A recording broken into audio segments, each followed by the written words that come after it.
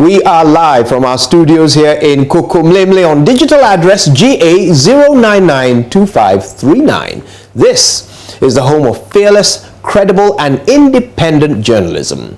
Our lead stories this hour. 3 police officers and 3 others accused of the death and secret burial of 48-year-old suspect who was in custody have today been remanded for 2 weeks. Police pick up 5 persons said to be behind the alleged ritual killing plot at Galamsey in the eastern region. One of them is suspected to be the husband of the spiritualist, said to be at the center of the gruesome killing of a 10-year-old boy at Kaswa.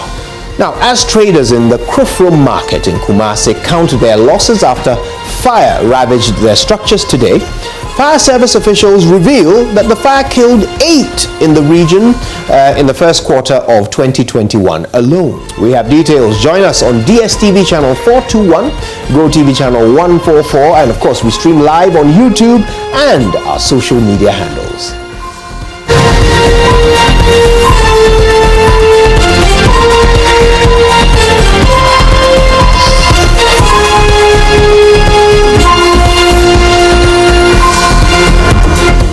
Can't tell you how glad I am that you can join us. My name is Kojo Yankson. You're welcome to The Pulse. We begin from the eastern region, where 5 persons are in police custody following allegations that they are part of a ritual killing plot. They're said to have been arrested by the youth of Galamsey near Suhum after a tip-off that they intended to abduct a boy. The chief of the area called on the police to come for the suspects. The youth, however, wanted to carry out instant justice, resulting in a clash. A police car was damaged, with a car belonging to one of the suspects burnt completely. Youth leader Richard Safuru, who spoke to JoyNews, alleges that one of the suspects is the husband of the spiritualist, said to be at the center of the gruesome killing of a 10-year-old boy at Kaswa Lamti. There's more in this news desk report.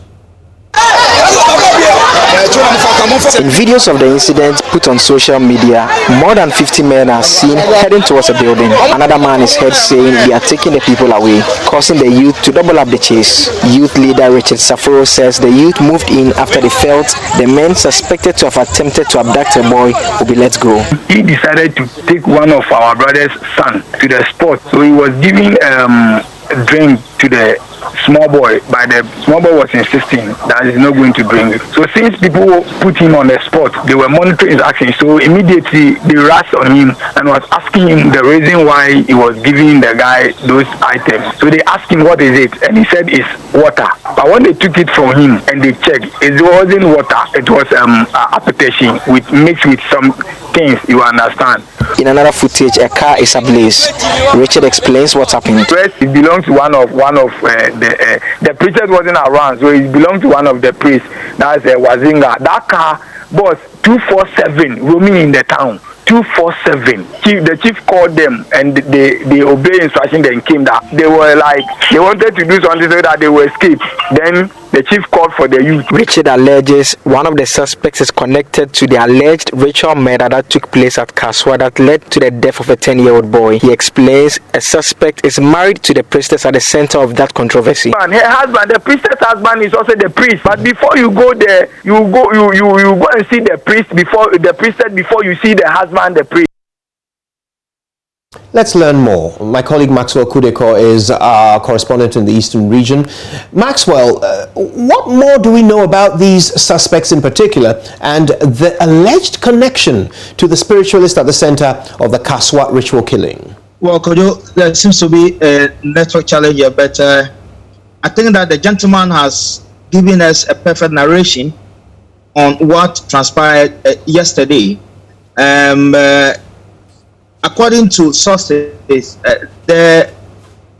over the weekend, they had a big funeral in town, and the youth realized influx of some persons parading as madmen in the community, which was not so usual within the town. So almost everybody was on an alert as to why some few people parading as madmen were in town. So just as he said, one of the guys who had dressed as somebody who has mental problem or somebody who was insane was seen giving a liquid substance to the young boy, and then they followed up and realized that he had put in certain substance in the alcohol suspected to be tramadol, just so that when the child gets intoxicated, he may take the child away and then do whatever he wished to do with the child. But fortunately for the community, the gentleman was spotted in the act. So they took hold of him. They attempted to handle him, but in the process, the chief of the town took custody of the gentleman and the other accomplice. Now, the man who is at the center, or the priest who is at the center of the controversy, the Wazenge, and then one Togoizo came to the scene, and then the community knows the activity of these people. So when they came to the scene, it also infuriated them, and then they started rioting. So the chief had to intervene and called in the police. Now the chief kept them in his palace, awaiting the arrival of the police, so that the police car would take them out from the town. But the youth insisted that the chief release the suspect to them, so that the youth would take the law into their hands and then lynch them because of what has happened, what has happening in the past. So they have to call for reinforcement. They call for reinforcement, and then the officers from Suhum, Kota, and some from Kufuria had to come to the scene just so to calm tempers down. So the youth purchased stone at the chief's palace in their quest to seek for the release of the guys. But thankfully, the police were able to rescue the 5 suspects to the Suhum police station. Now, they caused damage in the process to the building, the chief's palace. They purchased stone on the roof, so you can see that there is serious damage on the roof. And then also the windows and doors, the sliding windows and doors at the chief palace have also been seriously damaged. Now, a police car that came to the scene to rescue the suspect also got damaged. We are told that the Suhum district police commander also hit on the head. One of the stones that they were purchasing at the palace landed on the head of the district commander. As you speak now, the district police, the Suhum district police, have custody of these 5 persons, interrogating them as to what happened in all of this situation. There is very little beyond this information. We tried severally to get in touch with the Suhum district police command to find out what the suspects have been saying, but it appears that that information is not forthcoming. So for now, all that we can say is that the 5 suspects are in the custody of the police. It is believed they suspect them, the priest, they suspect them to be affiliated or connected to the incident that happened at Kaswa. The incident that happened at Kaswa. So that is the reason why the youth were so infuriated, wanting to lynch the guy. So we can report that yes, the 5 persons have been arrested. They suspect them to be a part of a syndicate that kind of indulge in rituals, right? Getting people to. So we are waiting to hear from the police what the suspects have been telling them since morning. And of course, we will stay on it and come back to you for updates as and when you have them. Maxwell Kudeko, our man on the ground in the Eastern region. Now, let's go live to the Information Ministry. The Information Minister, Kojo Oppong-Nkrumah, is currently addressing the media, and the issue at hand is Galamsey. It is located here, and we have obstacles in front of us which we need to cross before we can get access to the machine.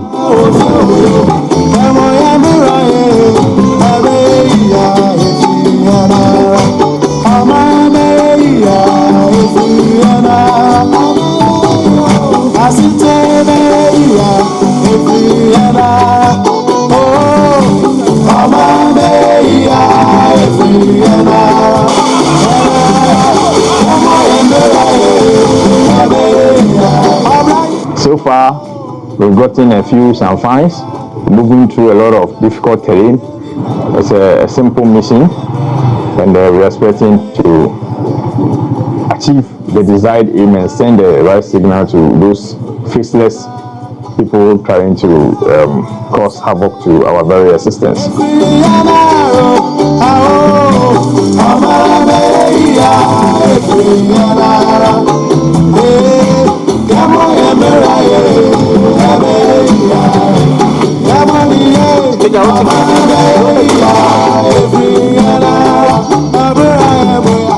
I am Lieutenant Colonel Abbas Atuluk.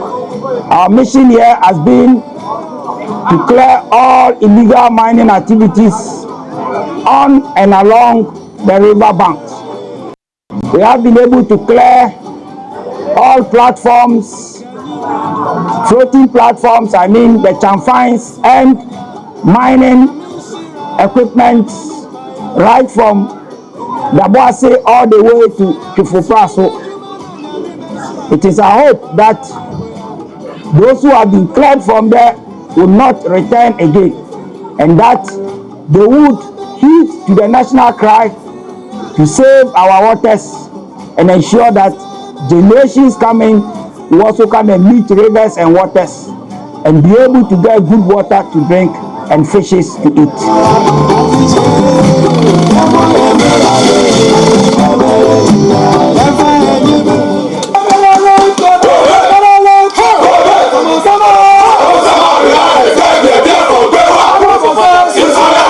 And I want to commend you highly for the demonstration of high level of professionalism.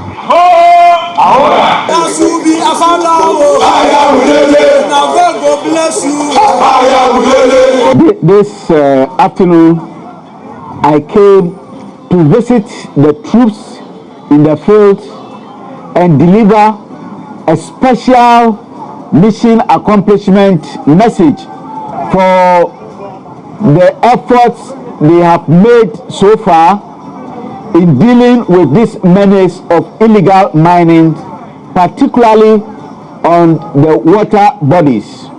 And I am highly satisfied with what they have been able to achieve for the past 3 days, having cleared the River Pra all the way from the estuary up to Chifu-Praso. The Ghana Armed Forces is ever ready, ever prepared to defend the territorial integrity of the nation.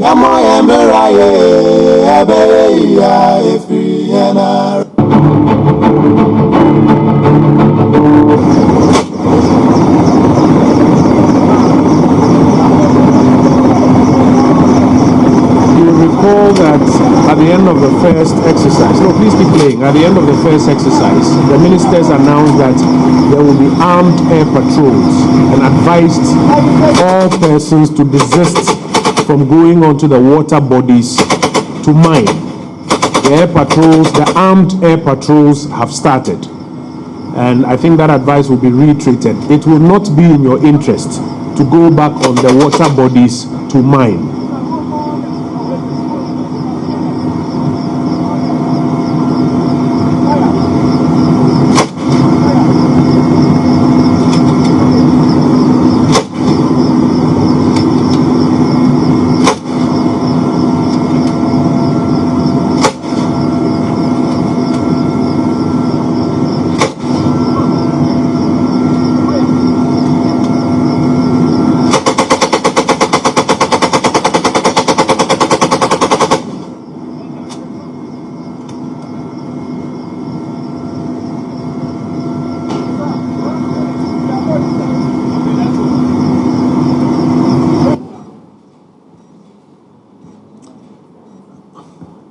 Colleagues, I want to invite the Honorable Minister responsible for Defense to join us with an update on how that second phase has concluded and the results therefrom. Honorable Minister, good afternoon and welcome. Kojo, thank you very much. Thank you, and thank you to the people of Ghana, and good afternoon. Like I said before, I'm happy and elated to be back. I see the two deputy ministers in waiting. This isn't it. All right, that's fine. Well, I hope Parliament will do us a favor and bring you started the work. Congratulations in advance. The Chief of Defense Staff and the generals who have been here all along, helping us to ensure that our water bodies are clean. If you recall, the first phase of the Operation Hall 2 began on the 28th of last month, and which was April, and ended on 31st of April. And I gave you the breakdown on some of the items that were seized and destroyed. We, as I said before, we don't intend to bring any equipment home. If any equipment will be seized, it's just for the purposes of prosecution. Otherwise, all equipment will be destroyed on site. 100 meters to the river bodies on both flanks, and within the river body, every equipment will be destroyed. That is the order the armed forces have, and they'll continue to do that. I'm here again to give you an update on what has happened, because the armed forces undertook a second operation last Friday, Saturday, and ended on Sunday. And it's my privilege and my duty to brief the country on what transpired within those 3 days. So the phase 2 of the operation was conducted on the asteroid rivers, Pra, as well as the tributary of Pra, which is the river Ofin. So from Chufupraso, they took to the left. If you were to look at Ghana map facing the north, they took to the left and did the part of the river Pra that was not concluded, and continued on river Ofin towards Dabuasi, and ended at Dabuasi, which is the junction between river Oda and river Pra, if my geography serves me right. But if you know the map of Ghana, where you begin from River Bia and Cobra, River Pra, Densu, and finally end at the place, most of the rivers to the west of Accra are totally destroyed. And as the Minister for Lands and Natural Resources said, it is in our interest as a country to restore these waters back to the original form in which we made them, this generation. Because if our forefathers did what we are currently doing, we will not have met the fish in the river, we will not have seen even the gold to even attempt to take it. They saw money, they knew money, but they felt that leaving water for people to drink and having a livelihood is more important than digging the river bodies to find gold and diamond and whatever. So the operation commenced at 07 hours, that's 7 a.m. on Friday the 7th of May, and troops were drawn from 2 BN, 5 BN, Air Force, and 64. So troops in Takoradi, troops from Accra and the Air Force, and of course 64 were all drawn, and then Kumasi came to join up to support the operations. And of course, let me also say the Services Brigade also helped clear the river bodies along the 100-meter stretch on both sides of the river and within the river. I want to first congratulate the troops to have traveled over 100 kilometers in the last episode, because they did over 100-kilometer stretch with virtually no roads, very difficult terrain. It's no easy job. They had to go into difficult, muddy waters. They could easily have gotten drawn, and NAMO was gracious enough to also assist us with all of them with these life-saving jackets, and they had to tie them ropes around their neck, their waist, to ensure that nobody could get drawn, because you will see a flat plane and you think that it's normal, but when you step in there, you are sinking into the mud, and anybody could have died. That's how bad the situation is. And I wonder how many of our young people are dying as a result of what the trucks and the bad nature that these people have left. So I want to first congratulate the troops on behalf of the people of Ghana, and thank them sincerely for what they have done, the sacrifices that they have done. We applaud you, and we want you to continue to sacrifice for us and do what you have been tasked to do. We have seen your job, we have seen what you have done, and we are very, very grateful. So the River Pra and Ofin, in Chufupraso, Dunkwa, and then Domunasi, Dambuasi general areas were the areas that the troops did the work. As I said, it covered over 120 kilometers along the river bodies up to Dambuasi. But the team composed of course, the Navy and the 48th Regiment conducted the riverine operation on the river itself. Those that were participating were Ghana Army, 280 men, Ghana Navy, 80 all ranks, and the Ghana Air Force, 40 all ranks. So in all, we had a total of 400 all ranks, commanded by their respective COs, commanding officers of the various garrisons that I'm talking about, which is the 2BN, 5BN Air Force, and of course, the GOC was the one overseeing the entire operation. The general officer commanding the Southern Command, General Isi, was the one overseeing the whole operation. Unfortunately for the people of Ghana, as the operation commenced, we realized, even from the reconnaissance, which is a record, that the situation was even worse than the first phase. The devastation was worse off than the first phase. Absolutely terrible. And it looks like the third phase was even be worse off than the second phase, because the record tells us that the devastation is even more terrible than the second phase. So from the first part to Chufupraso was even better off than Chufupraso to Dambuasi. It was terrible, totally destroyed. The river silted, too many champaigns. But at the end of the day, within the specified areas, the armed forces destroyed 28 excavators. 28 excavators were destroyed. The last time it was 9, but this time 28 excavators were destroyed. It's clear to me that people are not listening. In fact, they don't care. So 28 excavators were destroyed. 267 champagne machines with platforms were destroyed. I'm sure there's still pictures and some of the videos will show you what it is. A champagne is a floating vessel or floating platform where they sink some pipes under and scoop the sand and wash the sand in the middle of the river with chemicals. If you have a river where you have over 300 of such machines washing every minute for 24 hours, you can imagine the devastation that this will cause to the people of Ghana. So you have this floating platform they have created. They buy the motor from wherever they buy outside Ghana, and they build it in Ghana here. So they put the drums, they build it in Ghana here, and they float this platform, and this platform will scoop off the sand from the bottom of the river to the top.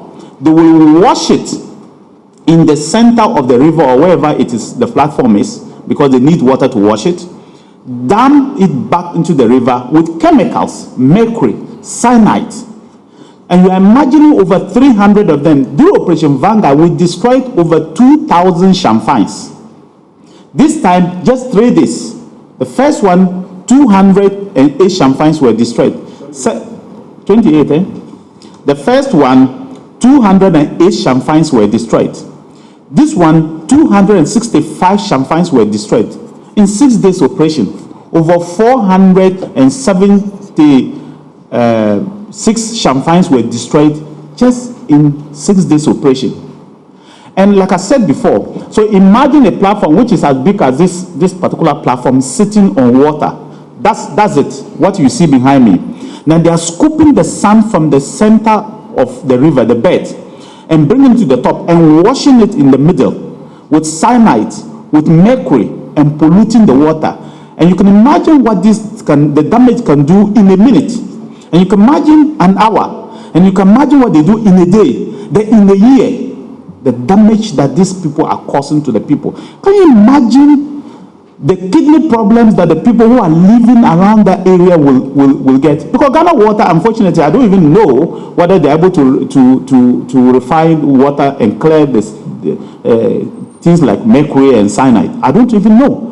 So you can imagine the damage that these people are causing to the kidneys of the young people in the area. Innocent young people. How many of them will be able to buy excavator? But they are forced to drink this now orange-looking water because somebody says, I must make money. It's terrible. So 28 excavators were destroyed. 267 champagne machines with the platforms were destroyed. 18 water pumping machines were destroyed. 1 milling machine was destroyed. 1 dredging machine was destroyed. 2 industrial pumps, huge industrial pumps, were also destroyed. 10 plastic fuel tanks were destroyed. 5 canoes were destroyed. 1 wooden accommodation building destroyed. 8 industrial batteries and 1 washing platforms. Along the line, the security, which are the soldiers, realized that a truck had brought in pumping machines, brand new pumping machines, 21 of them fully loaded on a Kia Bongo truck with registration number AS 505321. Registered brand new car that's been registered in 2021, carrying 21 pumping machines brand new and going to the site to go and pump up the water and destroy and do champagne machines. So that was seized, that was seized and brought down, but that would also be destroyed. 2 pump action guns, 1 excavator control board.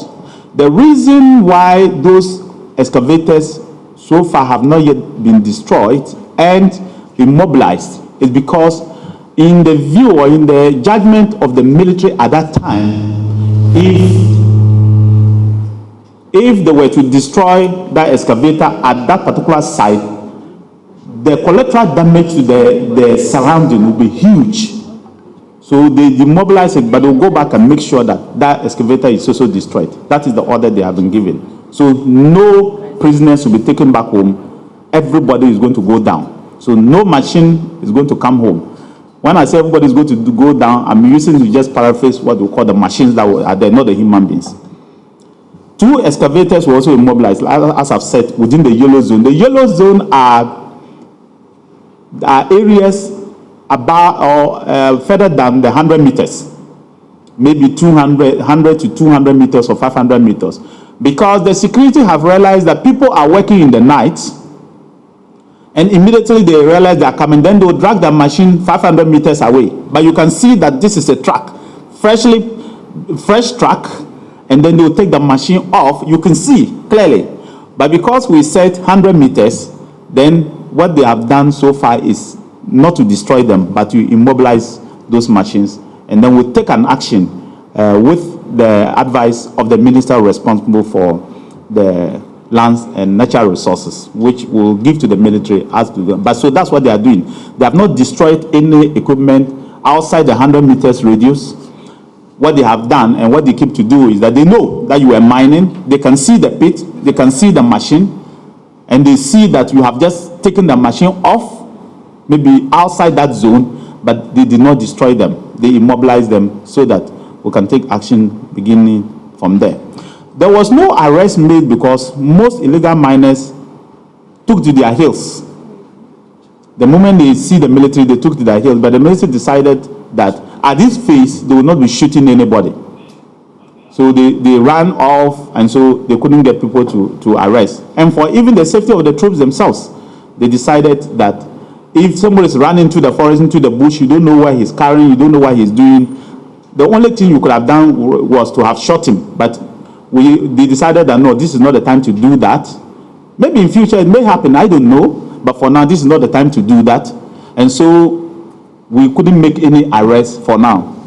But take that not to be a witness arrests will be made and people will be prosecuted.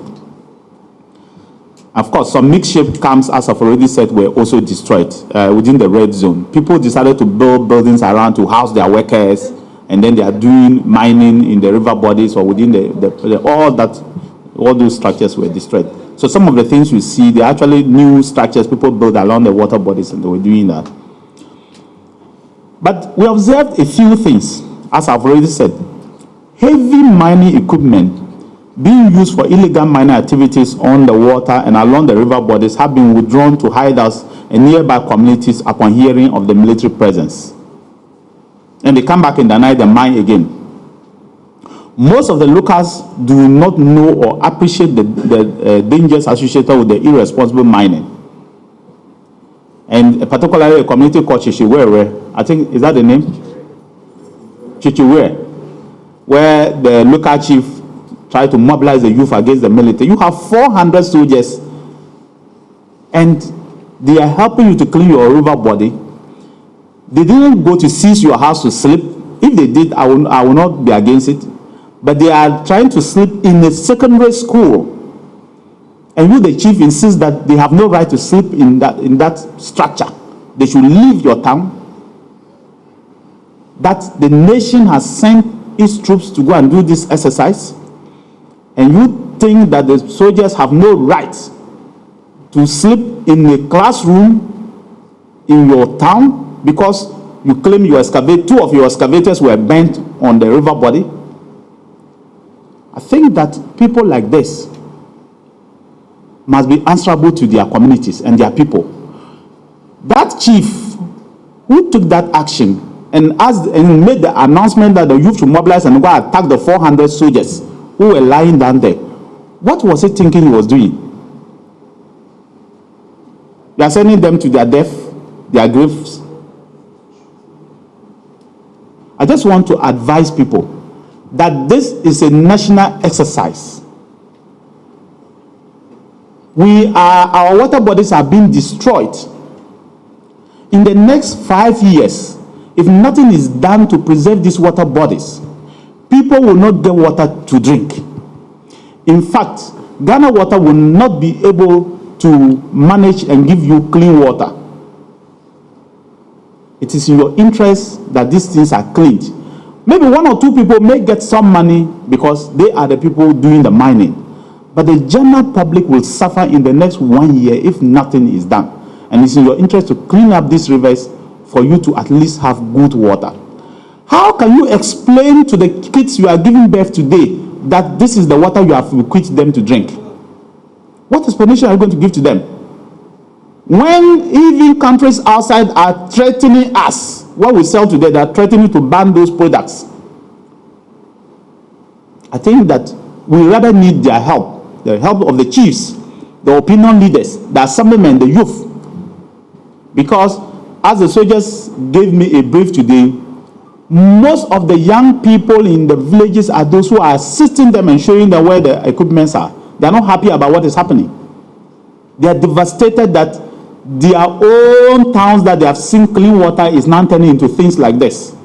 And I thank those people for at least ensuring that they protect their heritage. It is your land, you must protect it. Don't allow anybody for the sake of money to destroy them. I do know that some of the mining companies have decided to form gangs, and they are having gangs.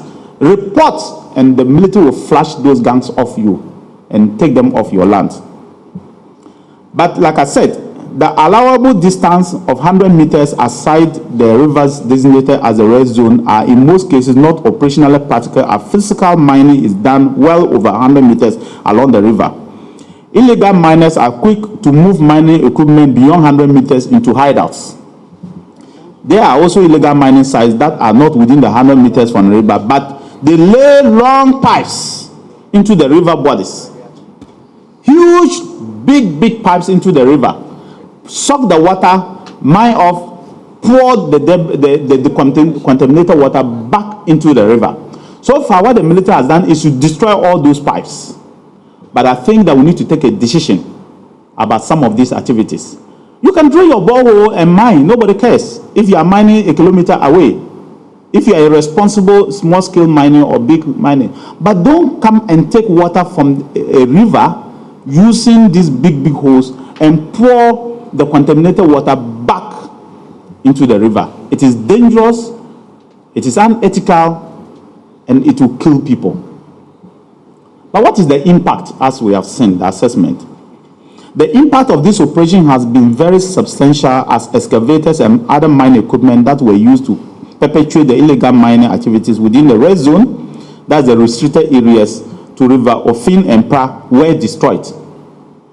And when the Recce team went back, as Kojo said, to check on the River Pra, essentially champagnes and people have not returned. And we'll keep monitoring to see whether they will return. But so far, all the area of operation that has happened, they have not yet returned, and we hope they will not return. The illegal miners obviously disregarded government directive to stop illegal mining and remove all equipment within the red zone of the rivers. Several Galamsey pits along the rivers have been abandoned as a result of the military presence. This is a good sign of massive success, but surveillance will continue to be maintained to ensure the sanity of the areas that are cleared.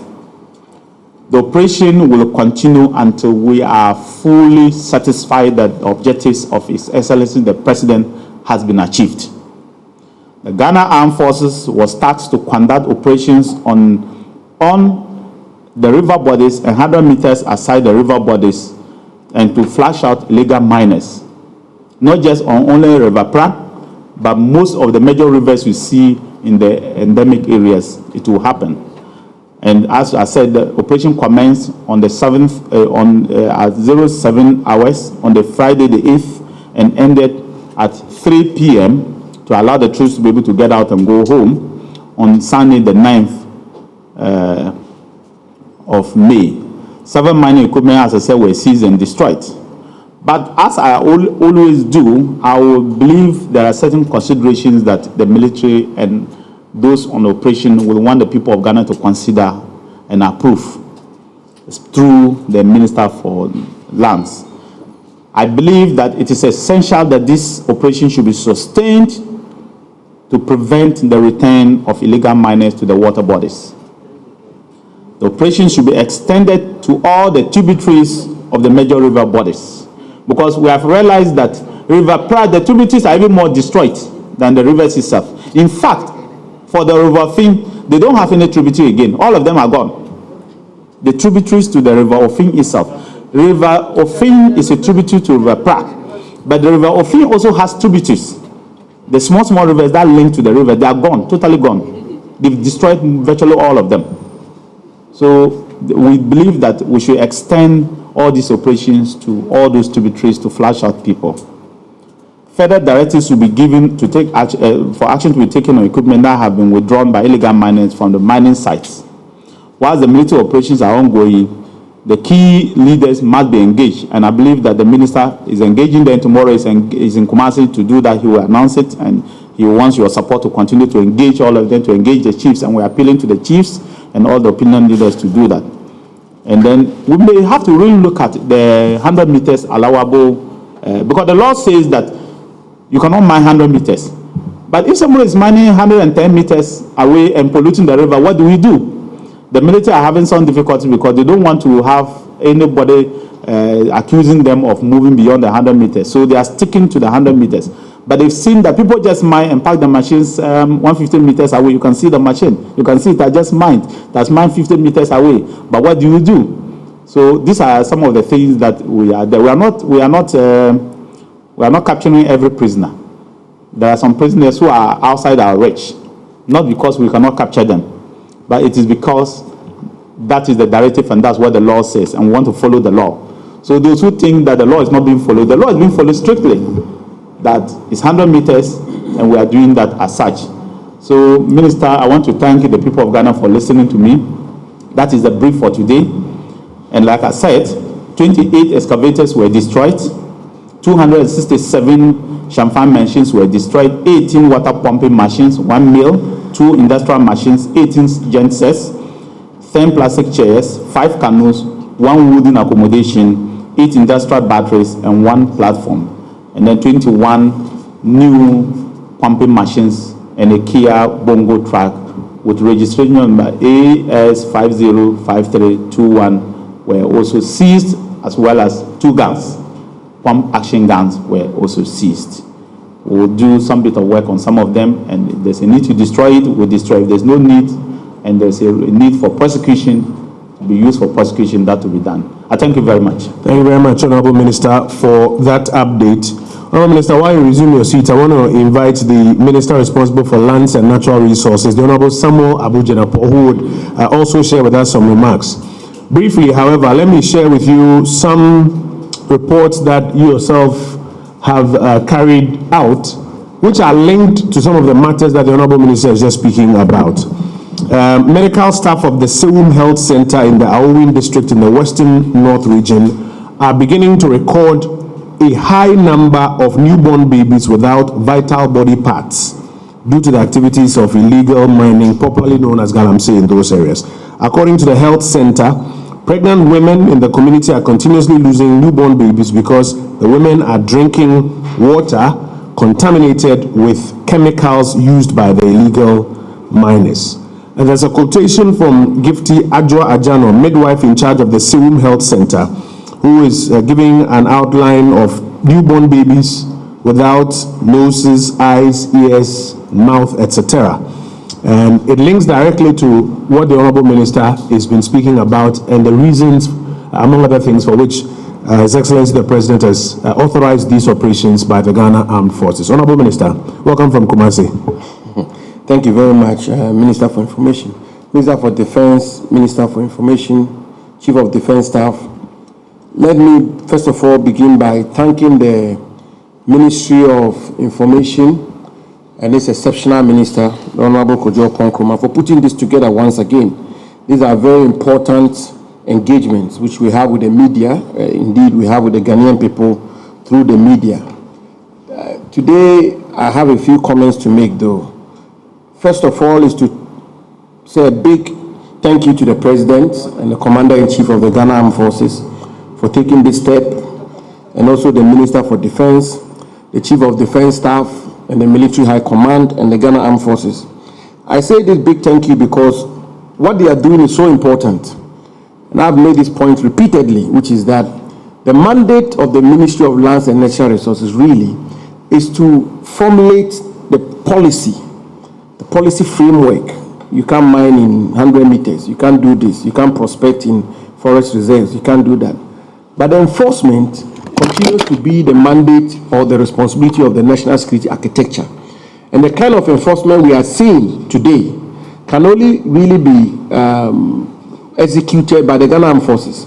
So the complementary role that the Ghana Armed Forces is playing as a wing of the national security architecture is really refreshing for us at the Ministry of Lands and Natural Resources, and is highly welcomed. And so we thank them very much. The issue of red zones, I don't have to repeat it. We've explained what the red zones mean, water bodies, forest reserves, and I want to respectfully submit that these decisions were taken after careful interrogation and broad-based consultation arising from the National Consultation on Small-Scale Mining, consultations within the government itself, learning some lessons from the past effort we made, the contemporary issues, which resulted in this designation, which is that we need to categorize the levels of infringements, which is that red zones are really about the survival of the nation, the water bodies and the forest reserves. We have another set of strategy for the everyday illegalities in the mining industry. The people in the Western region, when I thought was they call it Koluku or something. Kolukoli, the everyday Galamsey here and there, shovel and that. We have a way of dealing with it. That we are getting Minerals Commission regulation, community mining, in some cases, some sort of enforcement, and so on and so forth. But the red zones, which are the water bodies and the forest reserves, we are absolutely determined that those ones are no-go areas. Honorable Minister, there's been a big debate in the country about, I don't call banning of excavators. I don't use that word. I call it decommissioning or demobilizing of equipment which are used for illegal mining. The Ghana Armed Forces are engaged in the decommissioning and demobilizing of equipments which are used for illegalities in our country, and that is how I want to approach it. Now, well, the discourse is ongoing, but I will humbly suggest that perhaps we should also ask the question: what will an excavator be doing on River Pra? What will an excavator be doing on River Ofin, or a Shamfine be doing on River Pra? Ghanaians and all of us, I will respectfully submit that we should interrogate the issue from that point before we get to the stage of what has happened to that excavator, and that is it right or wrong to decommission that excavator. The issues of legal, proprietary, or otherwise about military action, those are very historic, and those are matters that I believe across the world there have been debates about it. How do you treat prisoners of war? Guantanamo Bay, do you try them before a military tribunal, civilian tribunal, and so on and so forth? Those are matters I don't want to get involved in. But the military have their own methods of enforcement. And as a country, I think it's important that we appreciate that. But in terms of the social debate, I will once again contend that we begin the debate from what will an excavator possibly be doing on a river body. And if as a people we're able to answer that question, that yes, an excavator can be there to construct a road or to do some sort of activity which is in the interest of the public, or which is good, and so on and so forth, then we can begin to make some efforts and begin to move forward on that. But if we come to the conclusion that an excavator ought not to be on the river body, and it's not as though we woke up one night, overnight, and said all excavators on river bodies be decommissioned. We never did so. The Ministry of Lands and Natural Resources issued a statement under my hand and gave a window of escape. Even that, some people criticized it. Now, why do you give a warning? But we thought that we should be sensitive, we should be humane. We gave 7 clear days for people to evacuate. And here we are. The instructions are being enforced. And as always, as it happens in our part of the world, you have people begin to raise issues here and there. I will very strongly but respectfully conclude by saying that it's either we are fighting this menace or we are not. It's either we are determined to clear our water bodies and forest reserves or we are not. We cannot waver in this matter. So the Ministry of Lands and Natural Resources, and for that matter, government, supports the Ghana Armed Forces in this patriotic work they are engaged in. Having said that, we've also observed that some, shall I say, rogue imposters are taking advantage of the atmosphere and the quest for enforcement to go around the country harassing small-scale entities, people who are involved in small-scale mining. I want to clarify that what the military are engaged in is being codenamed or dubbed Operation Hall 2. And the Minister for Defense has been very clear about it. There's a lot of clarity on it. He's indicated, and we've all been on the same page from the very beginning to now, that relates to only the red zones, water bodies, forest reserves. In the case of water bodies, 100 meters away from the banks of any water body in our country. Forest reserves, we are clear about them. So that is the current ongoing operation. The military are not involved in any other operation. If there's going to be any other operation outside the Operation Hall 2, that will be sanctioned by the official authorities, either by myself, the Minister for Defense, or National Security, or whoever, or the government establishment. So I want to make it very clear that task forces which are moving about the country, harassing small-scale miners, whether they are involved in legal or illegal mining, the Ministry of Lands and Natural Resources has not mandated the operation of any task forces. I believe that is very clear. The activities and or operations of Operation Vanguard has been suspended for the time being. Operation Vanguard is no more in operation as we speak. We had a meeting between myself, the Minister for National Security, the Minister for Interior, the Minister for Defense, and the Minister for Information. The conclusion, which is the committee that the President has put together to spearhead this effort, we came to the firm conclusion that the activities and or operations of Vanguard are to cease. All other task forces continue to remain disbanded. There are no such task forces anywhere.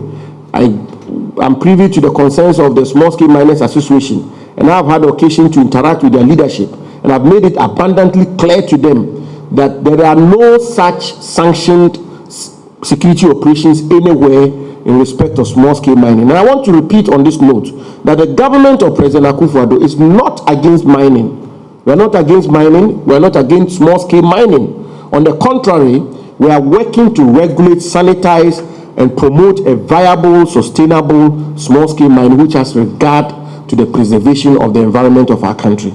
I think these matters have been made very clear, and we are moving into another phase because we've given the warnings, we've given the clarifications, and if moving forward it turns out that people continue to take the law into their hands and begin to move about the country, they will be made to face the full rigors of the law. RegSecs, we've made that point already, I need to repeat it. The regional security councils across the country are responsible for the everyday security operations relating to mining. That has not changed. But every other operation is supposed to cease. So this is where we are. It's a tough battle, no two ways about it, but we are on it. And the fact is that this is really about Ghana. This is, if you examine this matter carefully, it cannot be about anything else other than our country. We are talking about water. We are talking about forest reserves. And so the resolve and the commitment required to realize the vision of the president in protecting our country, that commitment is total, is unflinching, and it's unwavering. And we will have no, and I believe that the Ghanaian people are beginning to see that this is a genuine effort, this is a very honest effort to have no regard for political coloration or status in society, and we are determined to move full swing. Thankfully, tomorrow, by the grace of God, we are going to have the second national consultation on small-scale mining, and His Majesty the Asantehene has been gracious enough to open the event for us in Kumasi tomorrow to back our effort with his huge moral clout, and I believe that will also help.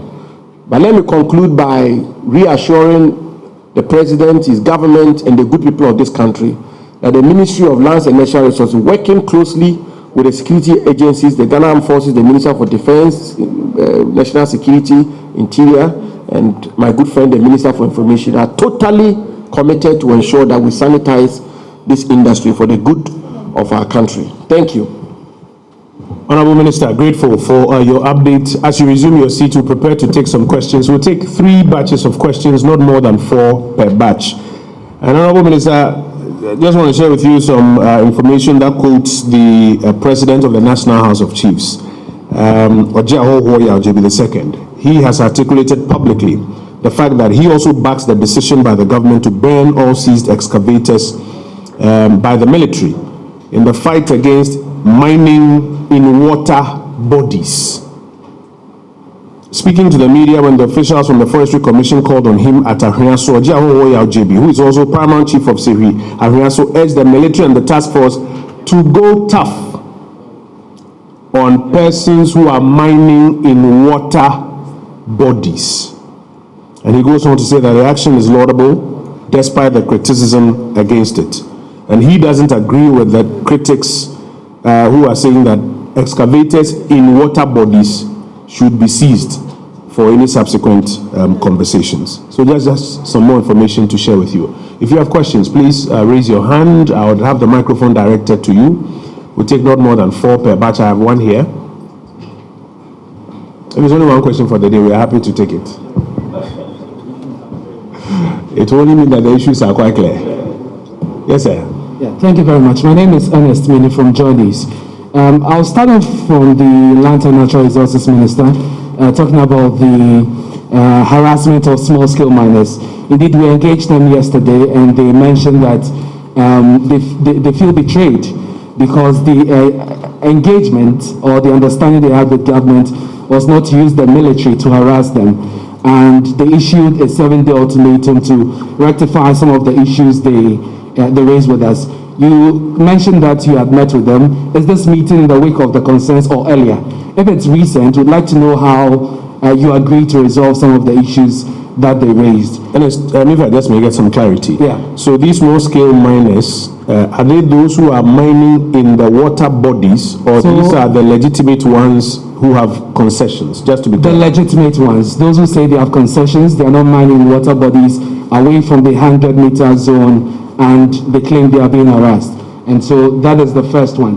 The second one is that because you say that some of the machines will be, earlier the defense minister I think mentioned that some of the machines will be kept for prosecution purposes. I'd want to know if any equipment has been kept for the purpose of prosecution. And on the issue linked to that is the issue of burning of excavators. For those who raise the propriety or otherwise of it, the argument is that you don't want to have the operation hit a snag legally, and you talk about going to court. And so the suggestion, for instance, from Kenashibe is that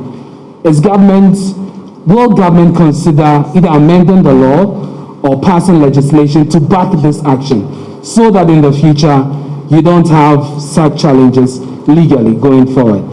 And so maybe the lands minister will want to take that. Okay, thank you. And the very final question, Mr. Oponkruma.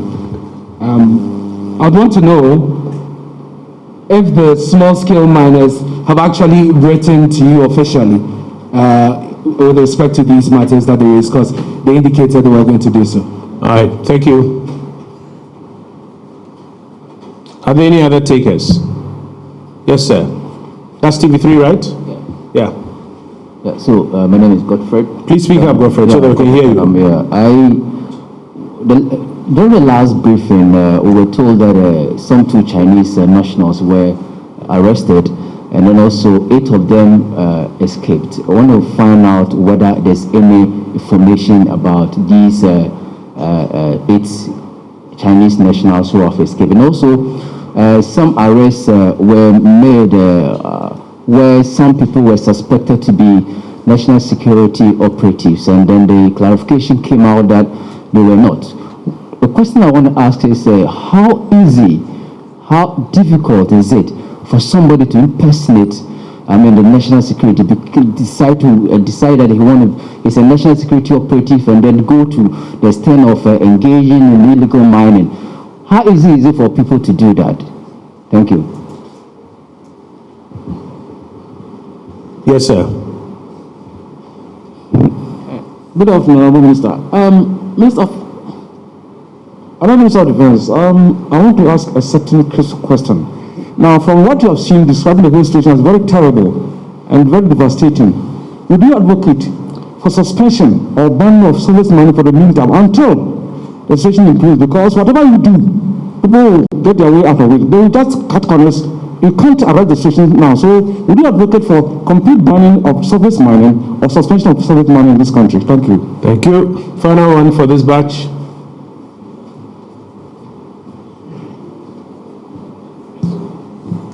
Let me deal with the national security impersonation question. The Ministry of Information, upon the instructions of the Ministry of National Security, issued that statement to clarify that those persons who were arrested by the youth, and I think we should commend the youth of the town, just as the Minister has been commending the youth of many other towns who are supporting the military effort, we should commend the youth of the town for objecting to what these persons were doing and for not kowtowing to the claims of these persons that they were national security operatives, and for arresting them. And the state security apparatus picked them up, and they have been charged before court. As for impersonation, you know, people can always get up and go to court and stand in front of a judge and claim they are lawyers, and actually they were lying. You know of instances where people will go to major hospitals dressed up as though they were doctors, and sometimes even parade around and operate for a number of years. So as for impersonation, I think we've had instances where people came here to ask questions and claiming they were journalists. And you couldn't even identify which media house they're coming from.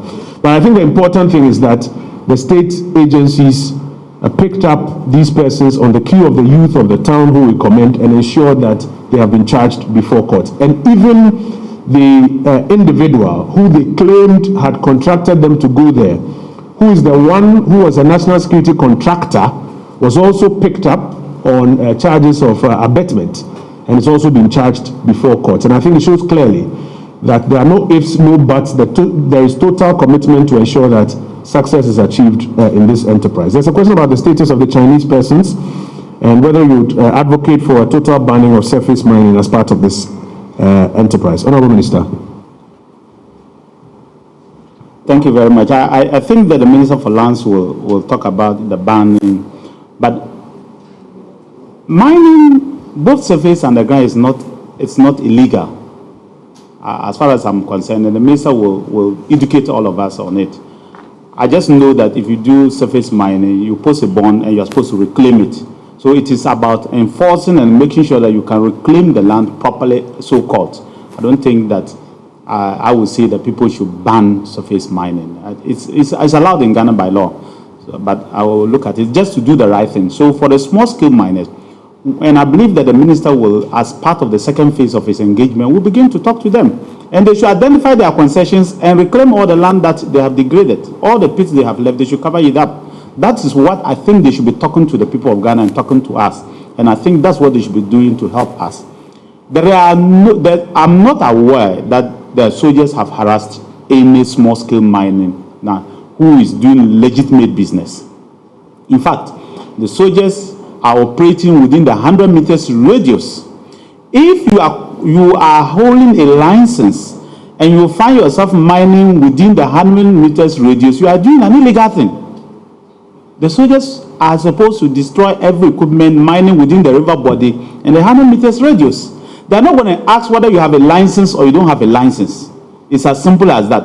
Once you are caught within the red zone, it doesn't matter who you are. If you are the Minister for Defense, they will burn your equipment. They will destroy your equipment. So I want to plead with the small-scale miners that don't mine within the river bodies and 100 meters within to the river bodies, full stop. It will help all of us. But the soldiers, as I said, are very responsible people, commanded by commanders, some of them who have done 30 years, 35 years in the armed forces.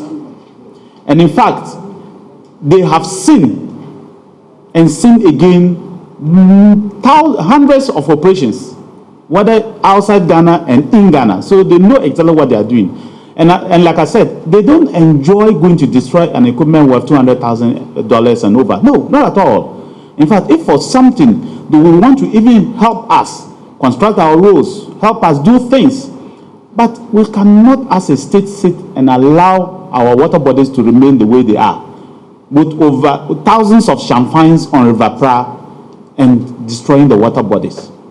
Maybe you and me in Accra here may have vaulted water to drink. Maybe the person who is leading the charge and doing that might never drink that water. He may have vaulted water to drink. He may have all the other mineral, we call the mineral water, all the other purified water to drink. Even if he's living in there or he visits there, or he might never even visit there.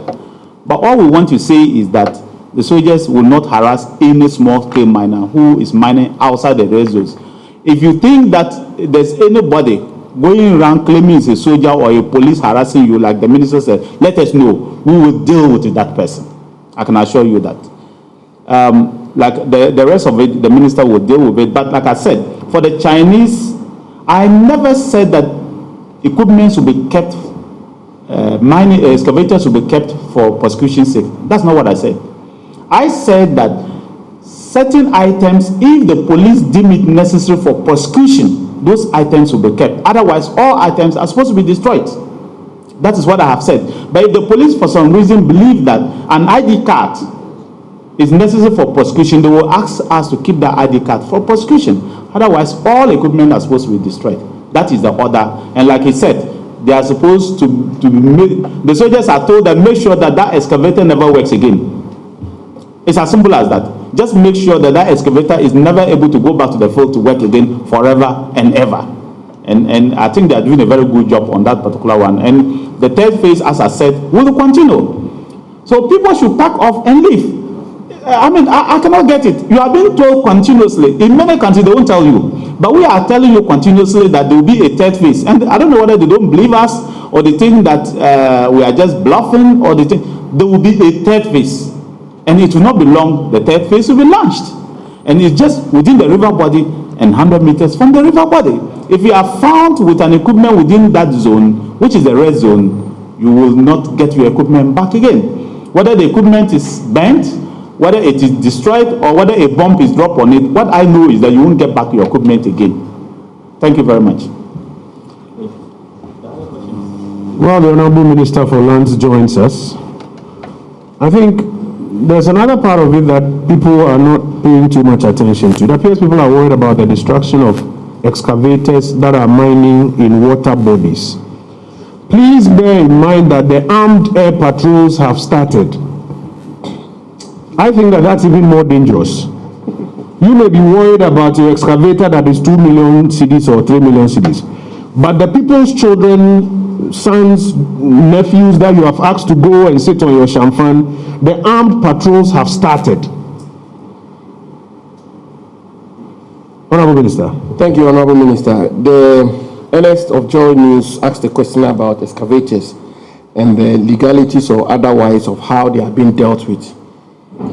First of all, the Minerals and Mining, Minerals Operation, Tracking of Earth Moving and Mining Equipment Regulations 2020, LI 2404, requires that all equipment used for mining should be registered with the Minerals Commission.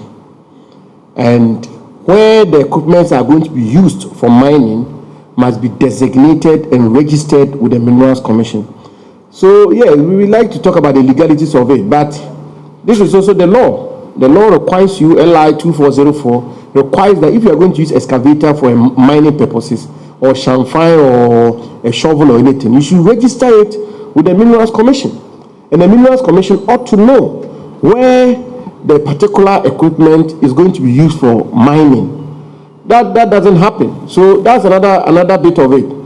Now, if champagnes are seized, confiscated, and moved to the barracks of the Ghana Armed Forces or the police, what are you going to use champagne for? What are you going to use champagne for? And excavators, where we all know, Ernest, we should face it. We know that people who are engaged in this excavator business, before they work in the night, and then in the day they take some part of the excavator off, and when they take it off, you cannot operate the excavator, you can't move it. So to be able to move the excavator, you need a low bed. The cost of it, finding the low bed itself is another problem, and so on and so forth. And that's another matter. Now, when the military leaves in the night, they come back and then they use the same, they put the part in, they use the same excavator to mine. Number 3, the red zones have been declared. It's not as though, I said it before, it's not as though we woke up one morning and suddenly we are being told that excavators are being decommissioned, demobilized across the country. Sufficient notice was given. You are not supposed to be you are not supposed to mine in the river bodies. You're not supposed to use excavators to mine. Notice was given that pack out. Nobody heeded to the notice. And here we are. When the military goes for operations and they go and meet IEDs and bombs on the floor and the rest, they are to pick them. I'm not being simplistic here, but they are to pick them, bring them back to the barracks, and then do what with it? The Ghana forces are not enforcing mining laws across the country. We have to appreciate that. There are particular places where the president of the country and the national security architecture deems red zones and have declared them as such. And these are places where nobody can have any reasonable excuse why an equipment should even be found at that place. So in other places, you may say that, oh, I have an excavator, I'm mining, I reclaim the land, I vegetate, so why have they burnt my excavator? But on water bodies, there is absolutely no excuse why you would take an excavator to go and mine there. So I will really passionately appeal to Ghanaians to support this effort, because the truth also is that if we don't have sufficient support from the Ghanaian people, whatever we are doing, we will struggle with it. And it includes the media. So these water bodies, before long, European Union is banning our cocoa, water has to be imported into Ghana. It will be the same. We are going to be the same people who are going to cry foul and say that government did not act. I fully support the current operation, and I think that it should be continued.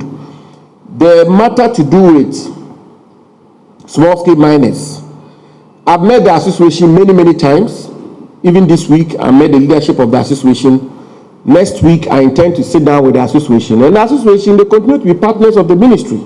Even before I appeared before the appointments committee, I met them and I made it clear to them that I'm not in the framework of having an adversarial relationship with them. My relationship with them is on the relationship of the ministry and the government with the small-scale miners association ought not to be adversarial. We are supposed to be partners and we are supposed to work together. And whatever I've been, I've said it. And I said it to them that they have to help us to help them.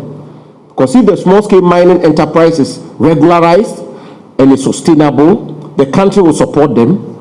And it's not as though there is no small-scale mining industry elsewhere. There is a booming small-scale mining industry in Australia. There's one in Canada. There's one in America. There's one in South Africa. Across the world, there is viable small-scale mining industry. And I was pleasantly surprised to learn that the Minerals and Mining Act of 2006, Act 703, spells out copiously how small-scale mining ought to be done. And if we follow that, there will be no problem with small-scale mining. The cardinal missing link of this small-scale mining enterprise is 1, where they mine in water bodies or forest reserves, and 3, where they excavate and not reclaim the land. That's all. If you are engaged in small-scale mining, you excavate as deep as you can, and you fill the pit, and you plant trees, nobody will have a problem with you. But where they behave as, they move from one place to the other, you excavate here, you go deep, then you move to another place, you don't cover the pit. Old ladies then are going to farms and falling in pits and dying, and the communities are suffering. I flew from Kumasi today, all throughout the place. We tried. Everywhere, pits all over. So the small-scale miners also have a responsibility. I am prepared to work with them. Next week, I intend to sit down with them. But they also have a responsibility. They have a responsibility to partner with governments and support government so that together we can create a viable, sustainable small-scale mining industry here in Ghana. But if they don't, and it's going to be threat upon threat and the rest, we are not going to waver. The water bodies will be protected. The forest reserves will be protected. So that is the response I will give to that. Surface mining. To ban surface mining will mean essentially to ban small-scale mining. Because there are 2 types of mining. There are alluvial mining and deep mining. And majority of the small-scale miners, the authorized ones, are involved in surface mining, the alluvial. So I am not in the mood of banning surface mining for the time being. I think that it is within our capacity to be able to regulate the small-scale mining itself. And to regulate it means just enforcing the laws. The laws are enough. Even last year, they passed a good number of laws, and there are sufficient laws in the system. What we require is for all of us to be sincere, honest, and committed to ensuring that the laws are preserved and enforced. So this is where we are. These are difficult matters, I have to always admit, because yes, when you demobilize somebody's excavator, that's somebody's investment or somebody's capital which is gone waste. And I also appreciate that some people in the country believe that these excavators and all these other matters can be used for other purposes which will benefit the country.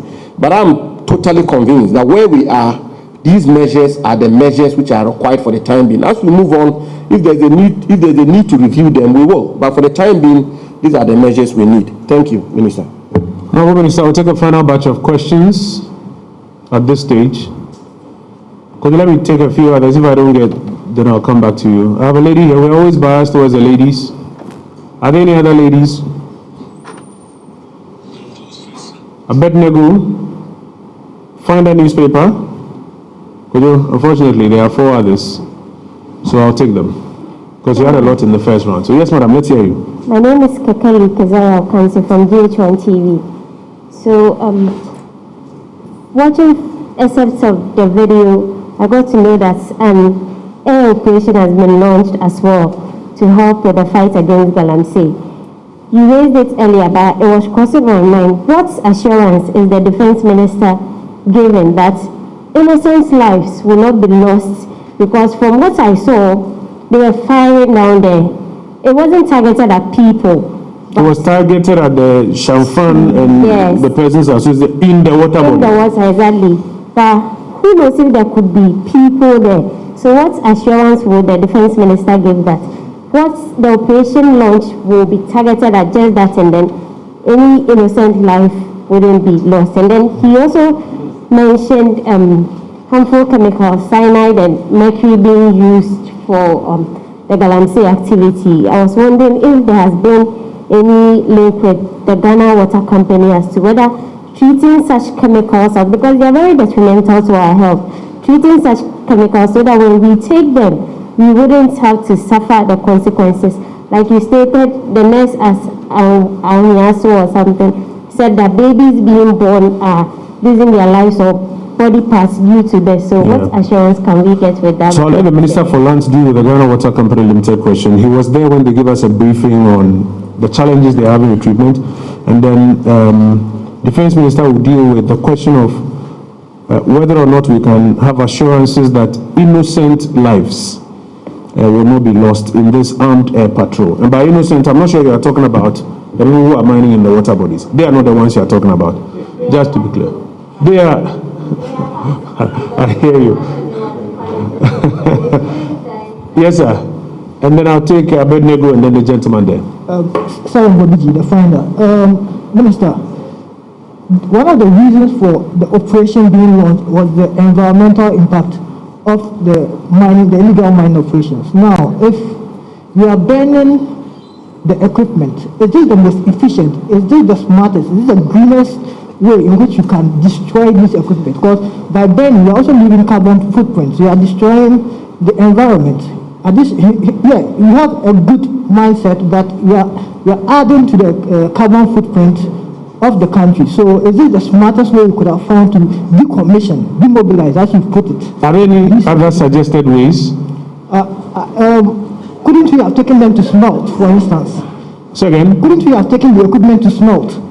To where? Smelt. To smelt. To smelt? Yes. Okay. Rather than merely burning. But the smelting doesn't leave carbon footprints? Well, it would be greener than merely burning, wouldn't it? Okay. All right. Thank you. Two more. Yes, sir, and then we'll take the last one. I'm McLean Kofi Arai for Graphic. I'm McLean Kofi Arai for Graphic. I just want to know whether I can easily say, or I can say the second phase of the operation was a success. If yes, what makes it so? And if no, what makes it so? Very well. But I'll give you the last word and then we'll wrap up. Okay. Thank you, Honorable. Good afternoon. If I'm a bit negligent, we are now at the buffet. Honorable, the colleague about issue about when we say our real issue, our room in our room district, health officials are missing Korea one for you don't do money in your Omasun Omanra because of Omonum so free Galamsey with communities. Because we find us about government attention. Na matia anamobe na mutu so that appeal for now or bit my bomb by from further distractions and I say. And then apart from that, honorable to my years so far my second phase away. Bit my timeline yeah expect to say is sooner almost say na new bit mati. I don't say at least a more year and you do some results after the operations. And apart from that is honorable Omuchiche champagne excavators Omuti enya gold and omunya gold from these miners and the volume obetimache the number and the volume of gold omusizi from these miners beach. And then another issue mining law no is there any plans in there so that to give you legal backing say muchi amutimashi say na honorable jina pokan no be mom legal backing say with me ashisa champagne. Okay, I better go. That's it. Minister.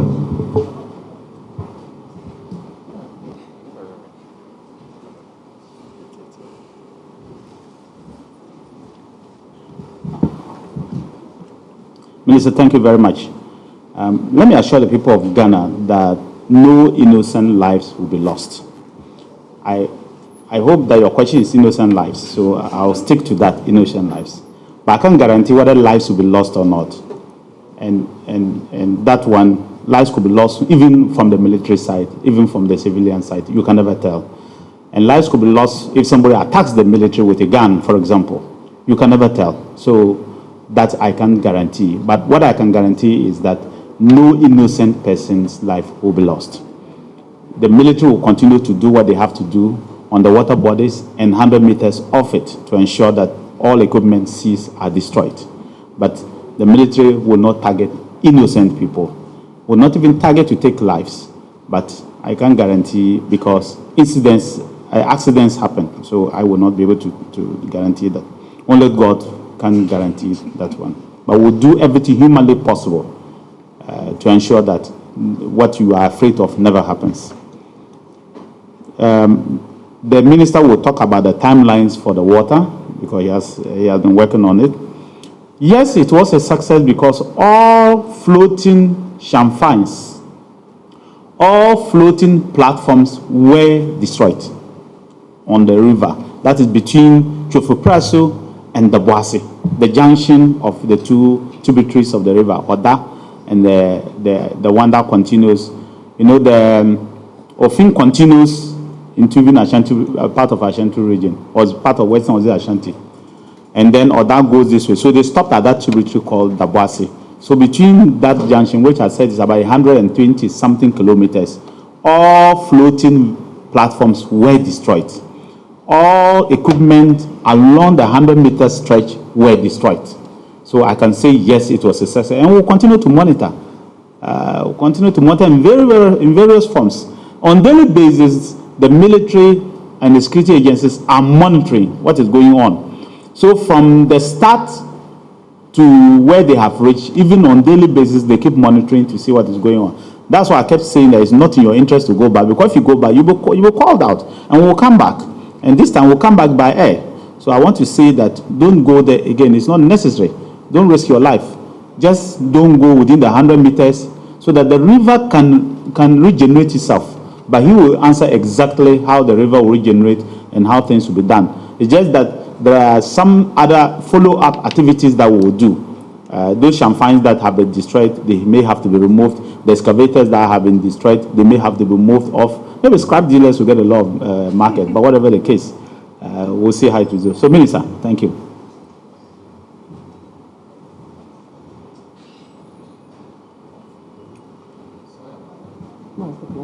And secondly, at no point did we say, I don't know where you got that news from, that we allowed it.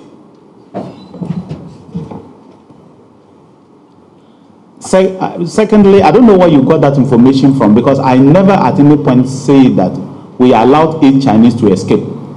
Not on this platform. I said 1 Chinese was arrested at that time. Then in the forest, another Chinese was arrested and they are being processed. But at no point did we say that we allowed 8 Chinese to escape. I don't know where you got that information from, but we'll look at it, and we'll get in touch with you and know exactly where that information was gotten from, and we'll take it from there. Thank you.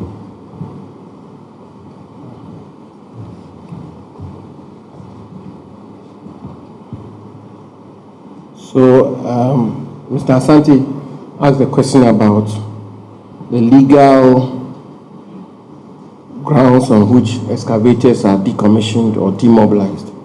I think my own considered conclusion is that there is sufficient legal justification for the methods being employed by the military. I'm not the final arbiter when it comes to the interpretation of the law. So until somebody tests the law, my conclusion is that if you take the totality of the legal regime, there's absolutely ample legal justification for the course of action of the military. In any event, whenever the military intervene in a matter, you should know that it's an exceptional situation, and therefore it's not as though their actions cannot be questioned, but quite clearly the decommissioning of these excavators and other equipment for my reasoned conclusion justified under law. The matter to do with the restoration of the rivers is a major matter. It's a matter which has caught the attention of the ministry very intensely, because the expert scientific conclusion is that even when you clear the river bodies, you still may never be able to restore the river body to its original state. And as the lady Kikeli quite rightly pointed out, mercury is a very poisonous, dangerous chemical. Cyanide is even worse, and the experts tell us that some of the particles can never settle unless you deploy measures or have a mechanism that will compel them to settle. And so the ministry has put together a committee, and the committee is working. There is institutional representation. The EPA is represented. The Water Resources Commission is represented. Other institutions have representation on that committee. The University of the Power Grant University of Mines and Technology is partnering with the ministry. As recently as last week, the Vice Chancellor led a delegation to make a presentation. But there are questions we are still asking, which is one of the most important questions which is agitating my mind personally, is that if you are going to clear the water bodies and you are going to deal with the chemicals, what sort of method is going to be employed? Are we going to use other chemicals as well? And if we are going to use other chemicals, what are the implications of using further chemicals? There is a suggestion that you can clear the water bodies through organic means. So it's still work that we are engaged in, and quite clearly we need to be able to come to grips with it. But I have to conclude by making the point and making it very forcefully that it doesn't matter what sort of methods you have to clear the water bodies. If the illegal mining continues to be on the water bodies, whatever methods you employ will come to naught. So yes, we are working on a formula and a strategy to be able to clear all the river bodies, but I am more particular about the sustainable strategy and tools which ought to be deployed to rid the red zones of illegal small-scale mining. And I believe that whilst we are working at it simultaneously, hopefully when we secure the river bodies, we will also have concluded on the solution which will work, and then we will move on with that as well. So thank you, Minister. Thank you very much, Honorable Minister. Just a quick note of clarification before we wrap up. My brother and friend Jojo Rokiobing, Western North Regional Minister, just sent us a message that he's also received these reports from AOIN, and initial checks that they are conducting suggest that that report is misleading. They've asked the Health Directorate to come up with the actual specifics so that we can all be guided accordingly. So that's just a quick clarification of that news item that I shared with you earlier. The Regional Minister has taken notice of it. He's met the Regional Health Directorate. He says the initial report he has is that it's misleading, and he's instructed the Health Directorate to get out the actual specifics so that we're all guided accordingly. Colleagues, I want to thank you for your time. During our presentation, the Deputy Minister Designate for Lands and Natural Resources, the Honorable Mekuduka, joined us. The Honorable Benito Owusu-Bio, Deputy Minister Designate for Lands and Natural Resources, also joined us, and we're grateful to them. We're grateful to you all, especially for those of you who've carried us live this afternoon, including the Ghana News Agency's Facebook page and Ghana Television, so that the country is apprised of the efforts that are currently being made. The Vice Admiral Seth Amwama, Chief of Defense Staff, Air Vice Marshal Frank Hansen, Chief of Air Staff, Rear Admiral Issa Yakubu, Chief of the Naval Staff, Brigadier General Mahama Abdullahi, Director General Joint Operations, Brigadier General Michael Eyisi Amwa, General Officer Commanding Southern Command, representing the Chief of the Army Staff, the Minister responsible for Defense, the Honorable Dominic Nitiwo, and the Minister for Lands and Natural Resources, the Honorable Samuel Abujinapo. We're grateful to you all. God willing, we will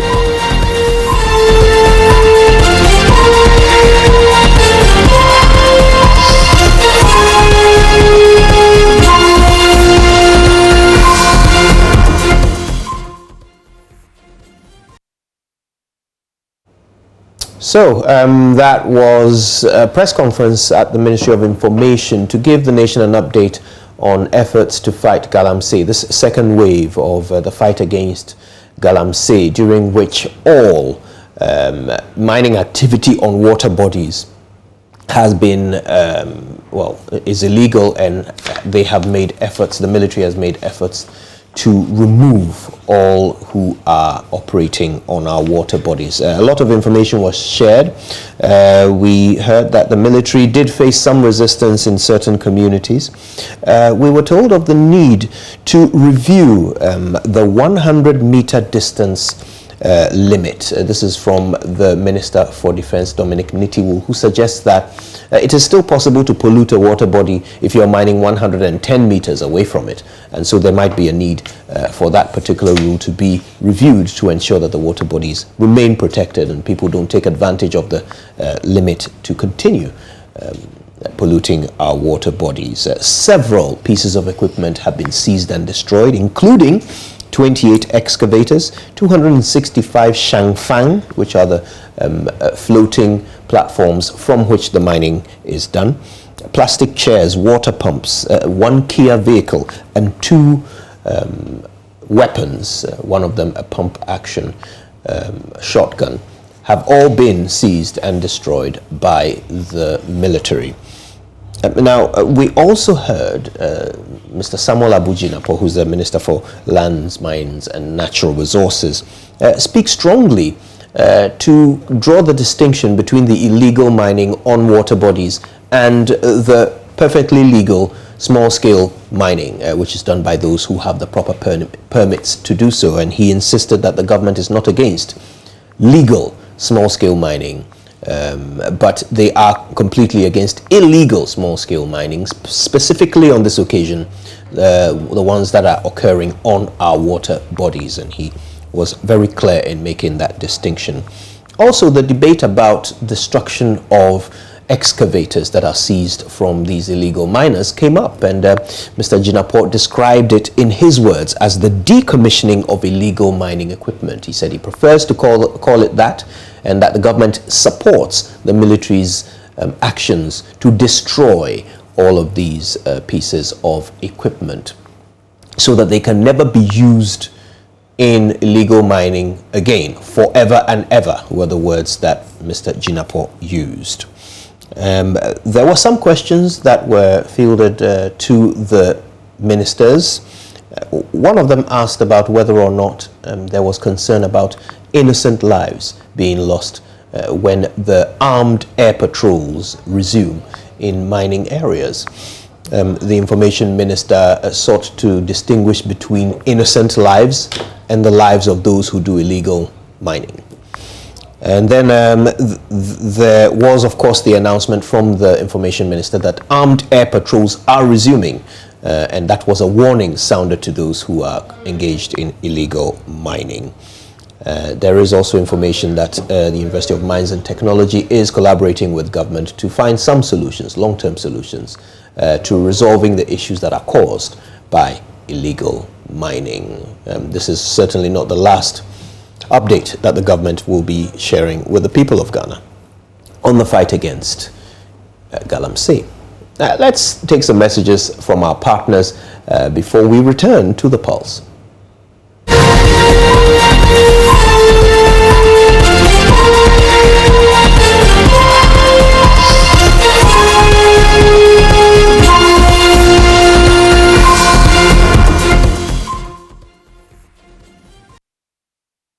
You're welcome back. Now, the Ghana National Petroleum Corporation Foundation has described as untrue claims by beneficiaries of their scholarship scheme in Cuba that 23-year-old medical student Erasmus died because of a restricted health insurance scheme that they have been signed onto. This afternoon, we speak with leadership of students in the center of this controversy. About 169 of the medical students in Cuba say delays in receiving their stipends for a cumulative 14 months is making things unbearable for them. Let's go on Zoom and speak with NUG's Organizing Secretary Emmanuel Jumfo Poku. Mr. Jumfo Poku, thank you for your time with us. Thank you very much for having me on the show. Right. So now let's separate fact from fiction. What exactly is the state of payments to these scholarship students in Cuba? Okay, so first and foremost, I would like to let you all understand, you and your viewers to understand that this course that we took, this project we are taking, has nothing to do with payment of stipends. Ever since we got here, stipends has been an irregularity. Stipends isn't something that we are fighting for now. As it stands now, we are fighting for justice for our brother Erasmus. We are fighting for better health care treatment. We are fighting for affection from our sponsors. We are fighting for affection from our embassy. We are fighting for a better Cuba. That's what we are fighting for, and not stipends. The money that please, with all due respect, there's somebody else on the live feed and it's disrupting whatever we are doing. Clearly, so just keep speaking. Okay, thank you. So yes, as I'm saying, what we are fighting for has nothing to do with money. Right now, as it stands, yesterday we took we took this issue to other media houses. We spoke about the state of affairs, the loss of our brother and whatnot, and then all of a sudden we just find out that at 5 p.m. SCORSEC pays 6 out of 8 months of stipends. This morning at 7 a.m. GNPC pays 3 out of 5 months of stipends. That is not what we want. Our brother is dead, and the money that you could have sent a while ago is not what's going to revive him now. We want better healthcare treatments. Listen, sir. There is failure in the healthcare system here in Cuba. Why do I mean by this failure? At the level of the hospitals, I can tell you for a fact that in the emergency wards here in Cuba, they don't even have emergency medications to administer to patients that come for health related issues. How more a polyclinic here on our campus? Our brother's death could have been prevented if we had proper medications. If our embassy actually paid attention to the many times that we cried, the many times that we wanted change, the many times that we screamed about health-related issues. If they listened to us, probably our brother would have still been alive now. It has nothing to do with payments. I don't want Ghanaians to get this wrong. I don't want your listeners to get this wrong. We don't care about the money. The money is far from it. First-year students here who have been here since 2020 haven't had their health insurance initiated. Second years haven't even we have to write letters upon letters before our health insurance is renewed. You go to the hospital because we are being funded by the Ghanaian government. We go to the hospital because we are being funded by the Ghanaian government. We find ourselves being rejected by the school's polyclinic. We have to leave the school's campus and go outside for healthcare treatment. Now, mind you, we are under COVID protocols here on campus, meaning nobody leaves, nobody comes. What does this mean? It means that you need an ambulance to leave campus. Most times, the situation in Cuba is that most times the ambulance will tell you that they have no gasoline, which means that you need to call your embassy. You pick your phone, you call the embassy, they will tell you that this is not my job's jurisdiction. I can't help you. I have an appointment with a doctor. You're telling me you can't help me. And please, the distance between the embassy and the school is less than a 10-minute drive. So tell me how this is difficult to come and then attend to your students. We are the only Ghanaians here in this country. So if you cannot attend to our health needs, what then are you here for? Our brother passed away on the 7th of May 2021. Between the hours he passed away at 8:30. Between the hours of 8:30 till 3 p.m. where his body was moved to the morgue, it was just one embassy official who was even off duty that was called, and that actually came to assess the situation. the head of mission, Miss Adley, at the time, could not be reached. You know why she could not be reached? Because she has blocked every executive. Why has she blocked all executives? Because at the end of the day, we complain about treatments, we complain about maltreatments, we complain about the failure in the healthcare system. But here's the case that she pays no mind. She will block you within a heartbeat. She blocks you from WhatsApp. She blocks you from regular call. So we can't even reach her. And then on that same day that our brother passed away, on that very day that our brother passed away, she showed no respect. She didn't come to the scene. She didn't come to assess the thing whatsoever. But then on that day, at around 8:30 p.m., mind you, the cops left the school's premises at 3 p.m. And then at 8:30 p.m., she had the guts to come to the school to deliver cake to a Ghanaian lady student celebrating her birthday. Please tell me if this shows affection. Tell me if this shows love. Mr. Jomfopoku, just a quick confirmation before you go. What exactly were the circumstances of the death of Erasmus, and why do you blame it on the health insurance? Can you explain to the understanding of our audience? I'm saying I didn't say I blame it on the health insurance. I'm saying I'm blaming the death of my brother Erasmus on the failure in the medical system here in Cuba, and then that is attributed to the Ghanaian to the Ghanaian government, to GMPC, and then to the embassy here.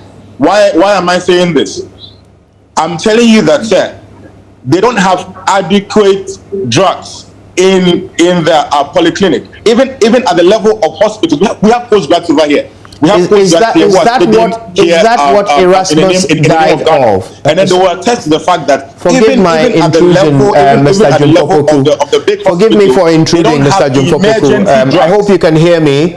Forgive me for intruding, but is that what Erasmus died of? Was it a lack of drugs? We can't confirm that, sir. We can't confirm that because as it stands now, the post-mortem isn't out, so I can't. So we don't know what killed him. This is exactly what caused his death. All right, I just wanted to clarify that we don't yet know the official cause of death. But then I can attest to the fact that it contributed to his death. It contributed to his death. Right. Well, we will know for sure once we have the official cause of death, but we certainly have appreciated the concerns that you have. We understand the concerns that you are raising with your relationship with the embassy. Thank you very much for that. We appreciate your time. Now, we are seeking to get some information from the GNPC, which is one of the sponsors of the students in Cuba. We know that my colleague Latif Idris has been speaking to them. He's just completed an interview with them, and so we will be bringing you that interview in due course. Stay with us for that. But we do have Latif on the line right now, so we can get a bit of prior information about this interview. Latif, thank you for joining us. What exactly have you been learning from the GNPC Foundation?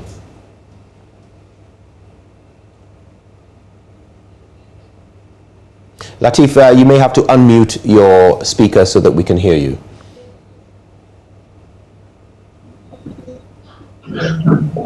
Yeah, can you hear me now, Kojo? Yes, much better. So what have you learned? The GNPC Foundation are responding to some of the claims made by the body. After they talk about one of the concerns by the claims is that GNPC defaulted in paying their stipend for up to 6 to 8 months. Now, this is the explanation given by the GNPC, that the students have over the years insisted that instead of going through the bank process to secure the stipend, they would rather receive it on tabletops. And GNPC wouldn't want to budge, and according to the executive secretary, GNPC is an international company, and so they would want to operate within that scope. They wouldn't go below that and operate by giving stipends on tabletops.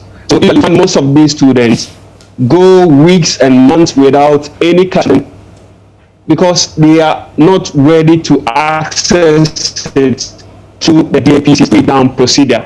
they want to have their way, and GNPC says, no way. If you want to access the funds, it is available.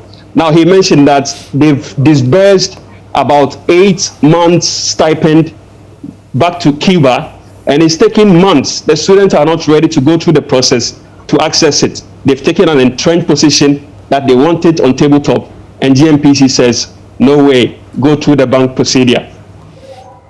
Right. How about the insurance situation? They talk about their health insurance, problems, which they believe may have contributed to the death of Erasmus. Yes. Yes, could do. So the delegation that visited late Erasmus's family was made up of the GC and reps from the health ministry. Now, the rep from the health ministry has been speaking to us. He made the point that the health insurance secured for these Ghanaian scholars back in Cuba is one that is comprehensive. It covers everything. So the claims by students that they access healthcare on campus is not factual. It cannot be true. And that's what they have secured for the insurance. It's one of the best you can have.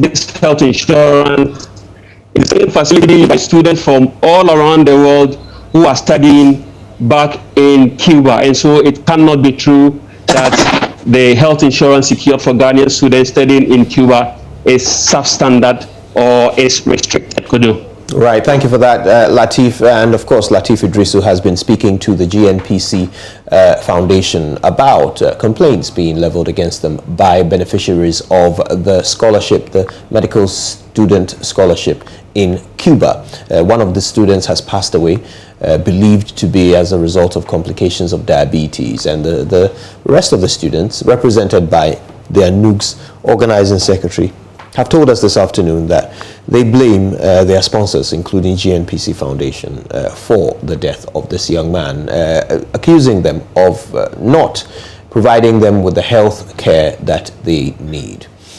Also, they've made accusations against Ghana's mission in Cuba, saying that the head of mission has not been attentive to their needs. Of course, we look forward to Latif Idrisu's full interview with the GNPC Foundation and the subsequent responses from the students. Well, that's where we draw the curtain on today's show. We're so glad you were able to join us, but of course, news never ends, so we hope you will join us on myjoyonline.com, where all of the headlines from around the world are splayed out for your attention. Kwabena Japan's MPP membership reinstated. That is a story on the top of our page. Ghana drops to 95th in 2021 World Happiness Ranking. I wonder if you felt that drop. We'll certainly be having conversations about that. Parliament to reconvene on May 25 to commence second meeting. And there's a lot of business in front of them for that. We will not allow any religious group to plunge Ghana into chaos. And that is the Minority Chief Whip, Alhaji Muntaka, speaking. Chief of Defense Staff and 2 others inducted into office. And details of that also on myjoyonline.com. So you know what to do, and we'll certainly be back with you tomorrow with even more on the Pulse. My name is Koji Youngson. I'm glad you could join us.